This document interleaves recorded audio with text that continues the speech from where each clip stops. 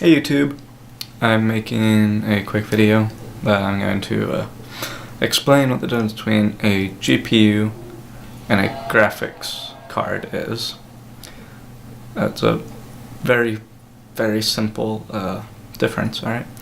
This is a graphics card, and this is a GPU. The graphics card is referencing the entire card, while as the GPU is just referencing the graphics processing unit. A graphics card in your computer is basically like a tiny computer inside of your computer. It has its own memory and it has its own processor. There's a little more to it, but that's basically what it is. It's basically a little computer inside of your computer, and it has one job: displaying to your monitor. That's all it has to do.